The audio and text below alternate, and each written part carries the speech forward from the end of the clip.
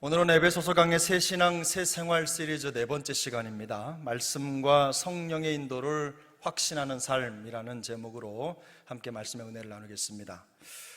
오늘 우리가 함께 읽은 본문은 사도 바울이 에베소 교회 성도들을 생각하며 드리는 기도의 첫 부분입니다.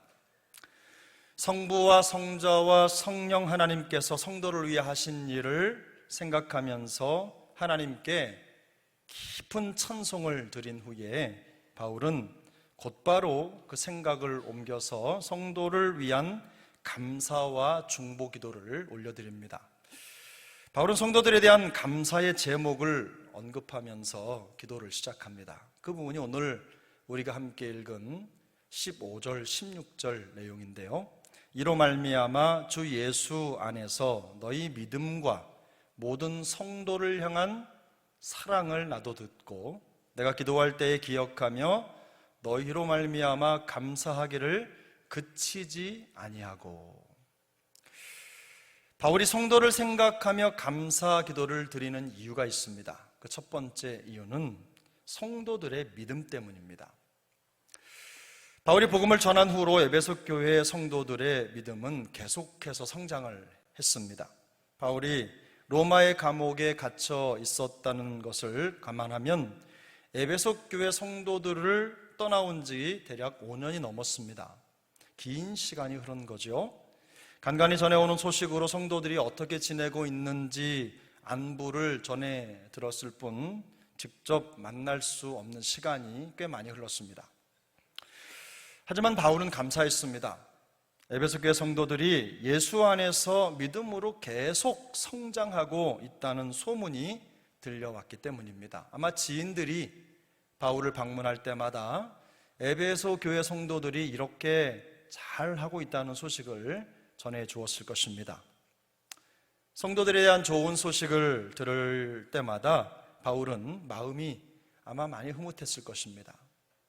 물론 몸에서 낳은 자식은 아니지만 영적으로 낳은 자식과 같은 그 에베소 교회 성도들이 건강하게 성장하고 있다는 소식만큼 이 바울에게 기쁜 소식은 없었을 것입니다. 더구나 박해와 고난의 환경 속에서도 믿음의 성장을 이루는 그 성도들이 대견했을 것입니다.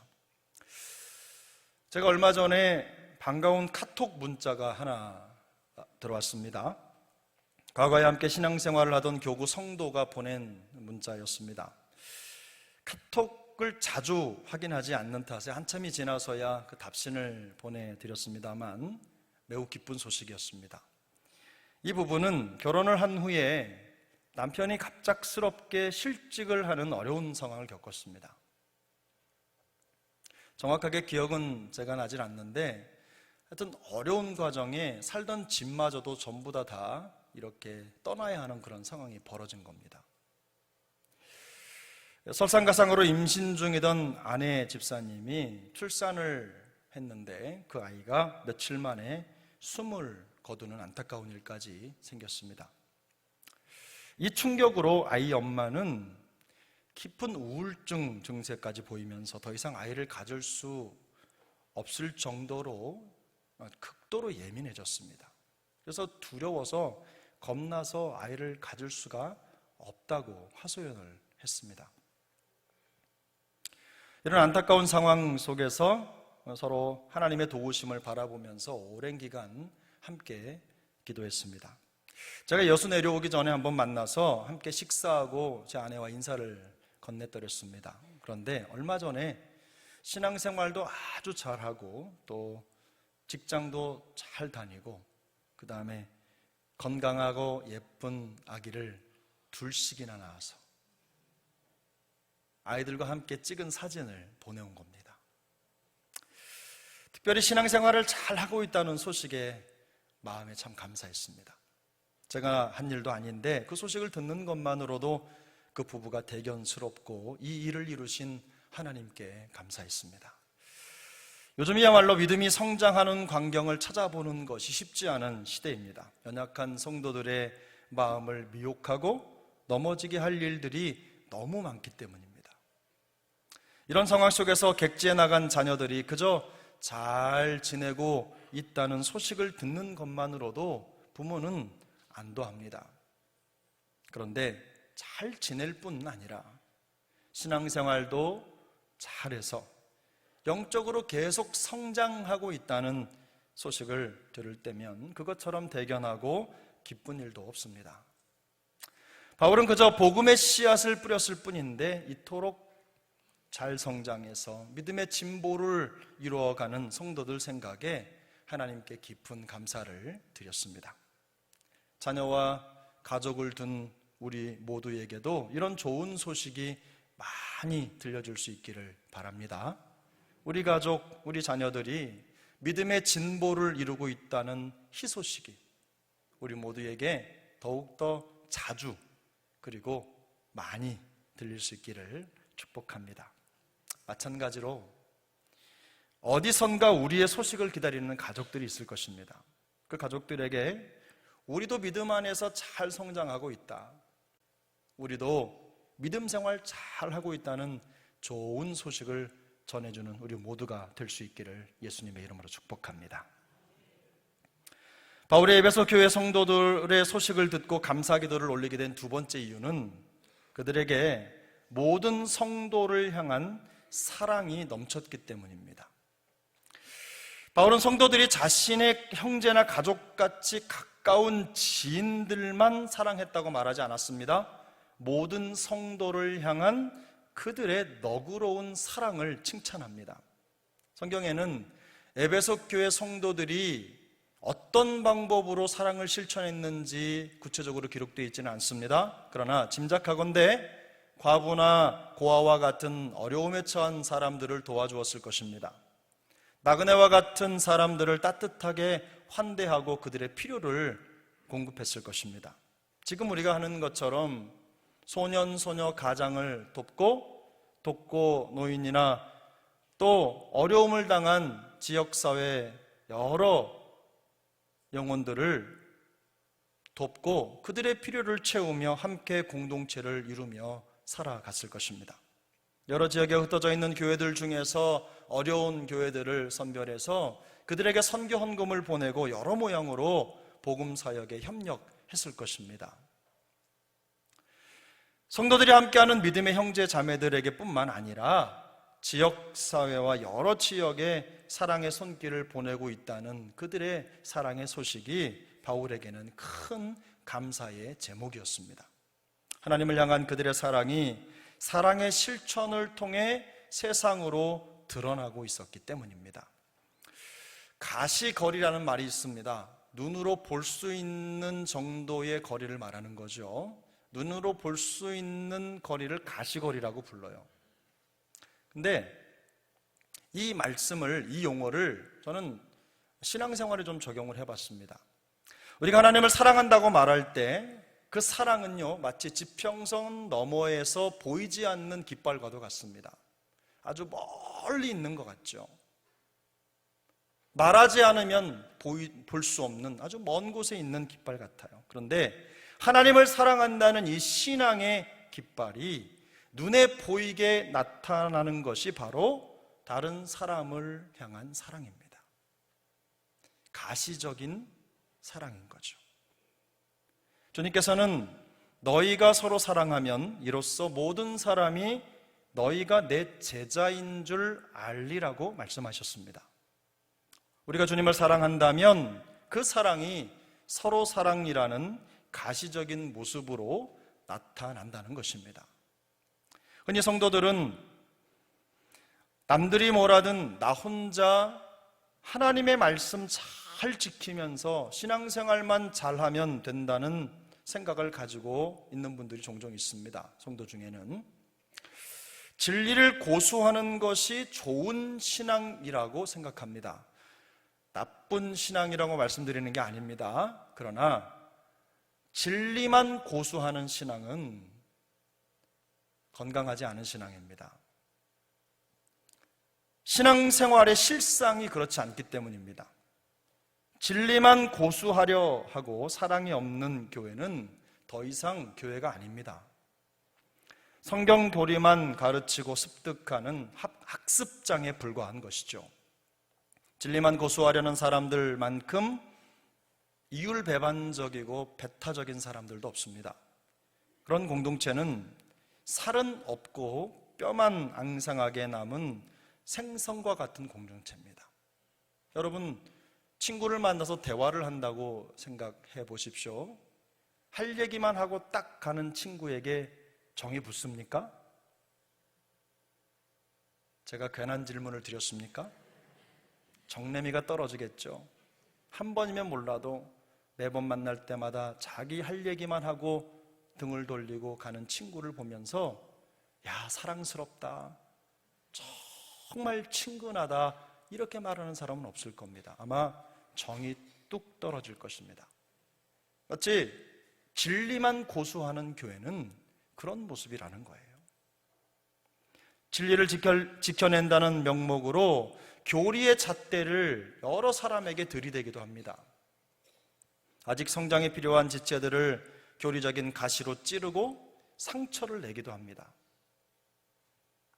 실수나 부족함에 대한 용납은 찾아볼 수 없습니다.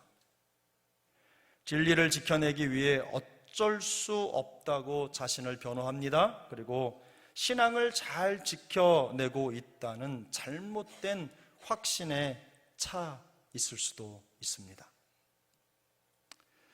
그러나 이런 모습은 죄인들을 살리기 위해서 십자가에서 죽으신 예수님과 동상이몽의 길을 가는 것입니다. 말씀과 성경의 교리의 순결을 버리라는 말이 결코 아닙니다. 진리를 버리라는 말씀이 절대 아니에요. 우리가 믿는 성경의 진리를 지켜내기 위해서 진정으로 무엇을 해야 하는지 깨달아야 한다는 말씀을 드리는 것입니다. 바울은 이 편지를 마무리하면서 믿음을 겸한 사랑이라는 표현을 사용합니다. 아주 의미심장한 표현이죠. 우리 에베소서 6장 23절입니다. 에베소서 6장 23절 말씀 함께 읽습니다. 아버지 하나님과 주 예수 그리스도로부터 평안과 믿음을 겸한 사랑이 형제들에게 있을지어다. 아멘. 아버지 하나님과 주 예수 그리스도로부터 평안과 믿음을 겸한 사랑이 형제들에게 있을지어다. 문맥으로 보면 평안과 믿음을 겸한이 아니라 평안 그리고 띄고 믿음을 겸한 사랑입니다. 이 믿음을 겸한 사랑이라는 표현은요, 믿음의 결과로 나타나는 사랑입니다. 그냥 있는 그대로 번역을 하면 믿음이 수반하는 사랑입니다. 사랑을 통해 나타나는 믿음이라는 뜻이에요. 믿음이 사랑의 원동력이라는 뜻입니다. 바울은 의도적으로 이 사랑이라는 말을 쓸 때 아가페라는 단어를 차용해서 사용합니다. 아가페가 뭔지 아시죠? 아가페. 하나님의 사랑, 예수님의 사랑을 우리가 표현할 때 이 아가페의 사랑을 말합니다. 믿음을 겸한 사랑이 예수님께서 십자가를 통해 보여주신 적극적이고 희생적인 사랑에 기반을 둔 것이라는 점을 강조하고 있는 것이죠. 하나님을 향한 사랑이 눈에 보이는 희생적인 성도 사랑으로 나타났다는 것을 표현하기 위해서 아가페라는 표현을 사용한 것입니다. 단지 성경 공부 시간에 배운 하나님 사랑에 대해서 설명하는 게 아닙니다. 하나님에 대한 그들의 믿음과 사랑이 많은 사람들이 보고 확인할 수 있을 만큼 분명한 실체로 드러났음을 말하고 있는 것입니다. 간혹 안타깝게도 사랑이 없는 믿음만 자랑하는 그리스도인들이 적지 않습니다. 소위 사랑 없는 믿음의 소유자들입니다. 그러나 이런 신앙의 모습을 가진 사람들은요, 그 믿음이 진짜인지 아니면 가짜인지 의심을 받게 될 것입니다. 참된 믿음은 사랑과 따로 존재하지 않기 때문입니다. 사랑과 따로 존재할 수 없기 때문입니다. 갈라디아 5장 6절은 이렇게 말씀합니다. 그리스도 예수 안에서는 할례나 무할례나 효력이 없으되 사랑으로 역사하는 믿음뿐이니라. 사랑으로서 역사하는 믿음이라는 말은요, 사랑은 믿음이 들여다보이는 창문이라는 뜻입니다. 세상 사람들은 사랑이라는 창문 너머로 보이는 우리의 믿음을 들여다봅니다. 바울은 기도할 때마다 그 성도들을 기억하면서 그들로 말미암아 감사하기를 그치지 않았다고 고백합니다. 이 표현을 있는 그대로 표현을 하면 바울이 입을 열어서 하나님 앞에 기도하려고 하면 그 대견스러운 에베소 교회 성도들의 모습이 아른거리는 거예요.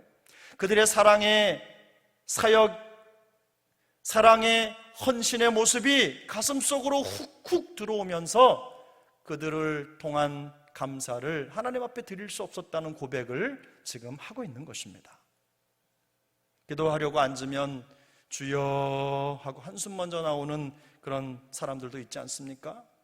그런데 이처럼 하나님께 감사하지 않을 수 없는 사람이 생각난다는 것은 참으로 귀하고 기분 좋은 일입니다.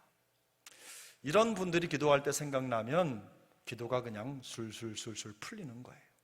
그런데 기도하려고 앉았는데 주여 하고 자꾸 한숨만 나오고 어떤 사람 얼굴이 생각난다면 이거 문제 아니겠습니까?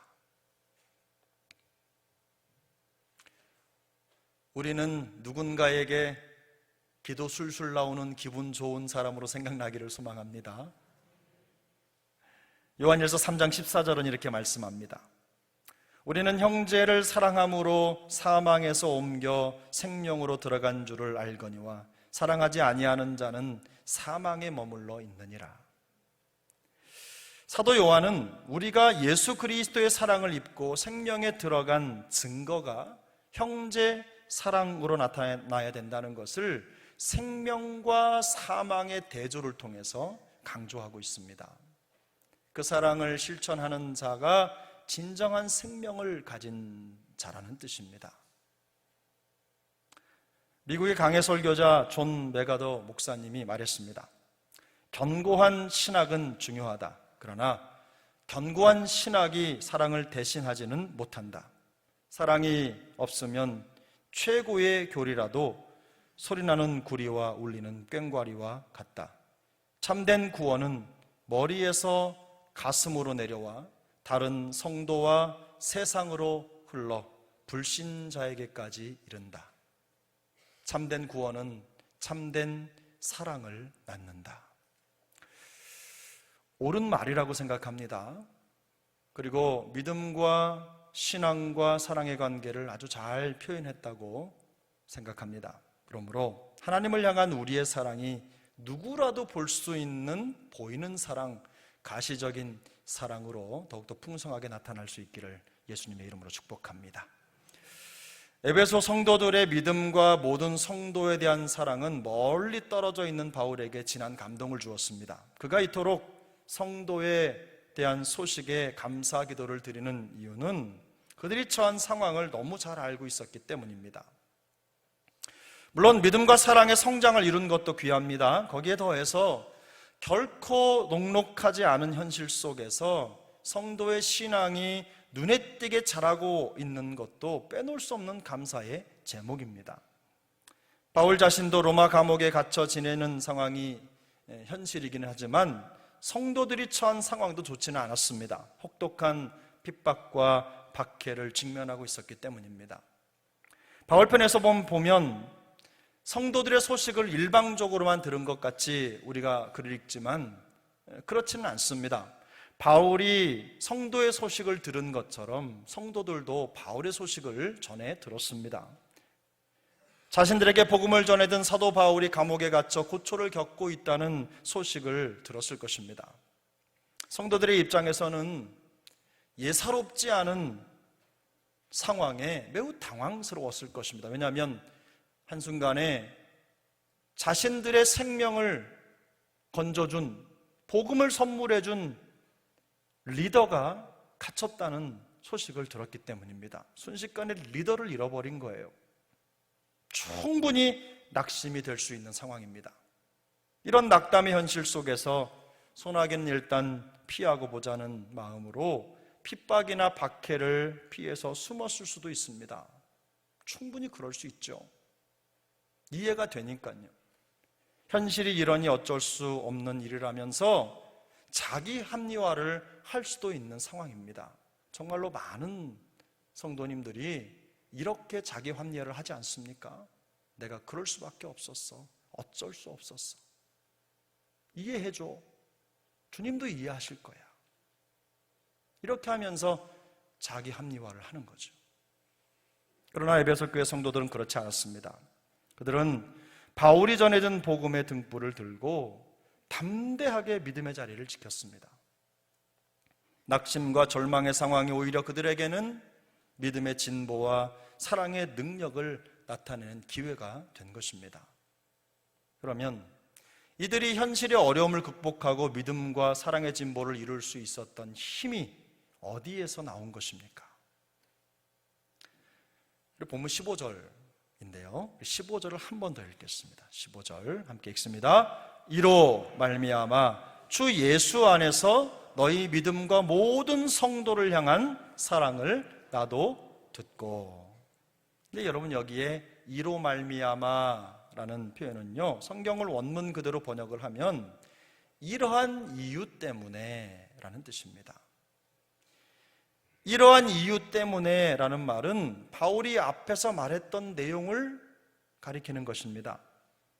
바울은 앞서 3절부터 14절에 이르기까지 그리스도 안에서 모든 성도가 받은 하늘에 속한 신령한 복이 무엇인지를 자세하게 설명을 했습니다. 바울은 하나님이 창세전부터 우리를 선택하셔서 거룩한 자녀가 되게 하셨다고 말합니다. 예정대로 그의 풍성한 기업이 되게 하시고 약속하신 성령으로 인치심을 받게 하셨다고 말합니다. 거기에 더해서 성령님이 이 모든 일의 보증이라고 말합니다. 성령이 보증이 되셨다는 것은 성령 하나님이 미래를 책임지신다는 뜻입니다. 이것이 바로 이로 말미암아라는 말 속에 담긴 의미입니다. 이런 내용을 근거로 할 때 성도들의 현실 극복의 힘은요, 첫 번째, 하나님의 말씀에 대한 확신에서 온 것입니다. 잠언 29장 18절은 이렇게 말씀합니다. 묵시가 없으면 백성이 방자히 행하거니와 율법을 지키는 자는 복이 있느니라. 이 묵시란 그 속에 담긴 의미가 하나님의 입으로부터 이런 뜻이에요. 하나님의 입으로부터 나오는 소리입니다. 무엇입니까? 하나님의 말씀입니다. 하나님의 말씀이자 우리가 믿고 따르는 진리의 내용이며 삶의 기둥이 바로 묵시입니다. 그러면 방자히 행한다는 말은 무슨 뜻입니까? 알기 쉽게 말하면 망한다는 뜻입니다. 다시 말해서 하나님의 말씀과 진리에 대한 확신이 없는 사람은 망한다는 뜻입니다. 험난한 세상살이 속에서도 믿음의 진보를 이루는 그리스도인들의 특징이 있다면 하나님의 말씀에 대한 확신입니다. 말씀에 확신이 없는 사람들은 늘 모래 위에 지은 집처럼 풍파를 만나면 믿음이 흔들릴 수밖에 없습니다. 견고한 신앙생활을 하지 못하는 거죠. 늘상 울고 그냥 고통스러워하느라고 시간이 없어요. 조금 기쁘면 기뻤다가 금방 또 상황이 바뀌면 눈물 천지가 되는 것입니다. 성경에 대한 지식이 부족하기 때문에 망하는 것이 아닙니다. 말씀에 대한 확신이 없기 때문에 망하는 것입니다.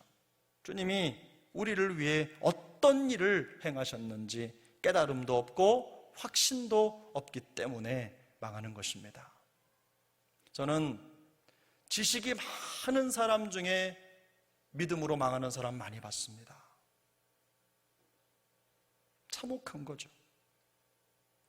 저는 우리 모두가 그저 이런 말씀에 대한 정보를 가진 사람들이 아니라 살아계신 하나님의 말씀에 대한 진정한 확신을 가진 사람으로 설 수 있기를, 성도로 설 수 있기를 예수님의 이름으로 축복합니다.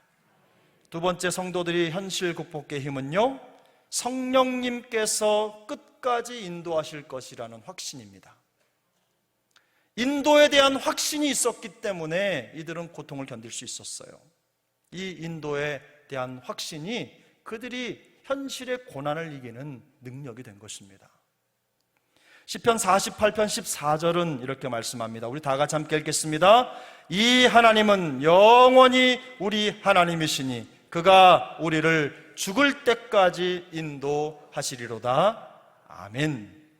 이 죽을 때까지라는 말은요, 원문을 그대로 번역하면 죽음의 선을 넘어서입니다. 죽을 때까지가 아니라 죽음의 선을 넘어서.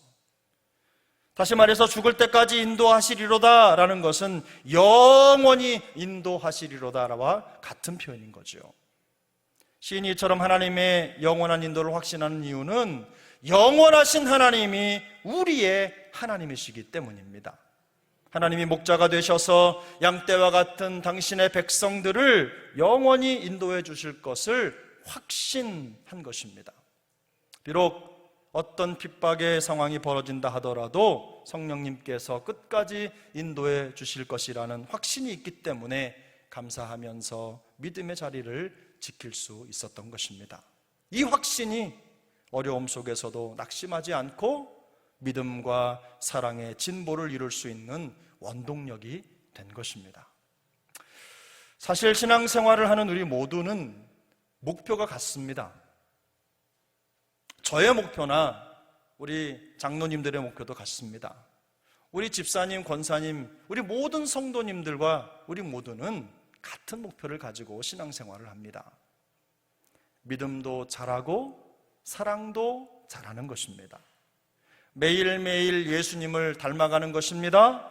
그리고 은혜 안에 성숙해 가는 것입니다. 신앙생활을 하면서 성장을 원하지 않는 사람은 없습니다. 그러나 성장하려면 확신이 있어야 됩니다. 먼저 하나님의 말씀과 진리에 대한 확신이 필요합니다. 하나님의 말씀과 성령의 인도에 대한 확신이 기초가 될 때 환경에 휘둘리지 않는 신앙생활을 할 수 있는 것입니다. 이 말씀에 대한 확신이 없으면, 성령 인도에 대한 확신이 없으면 일희일비가 삶의 패턴이 되는 거예요. 그저 기쁠 땐 기쁘고 슬플 땐 슬프고, 사람이 좀 안정적으로 안정감 있게 주님 앞에 견고한 신앙을 가진 사람이라는 평가를 받지 못하는 것입니다. 그 확신 위에서 믿음과 사랑의 진보를 이룰 수 있는 것입니다. 확신 없는 믿음은 모래 위에 지은 집처럼 풍파를 만나면 무너져 버리고 마는 것이죠. 사랑하는 여러분, 신앙은 상황에 따라 바뀌는 감정이 아닙니다. 하나님의 말씀과 그가 이루신 일에 대한 믿음의 확신입니다. 주님께서 우리 모두에게 넘치는 확신을 허락해 주시기를 축복합니다. 우리 모두로부터 시작되는 믿음과 사랑의 소문이 모두를 행복하게 하는 감사 제목이 될 수 있기를 예수님의 이름으로 축복합니다. 기도하겠습니다.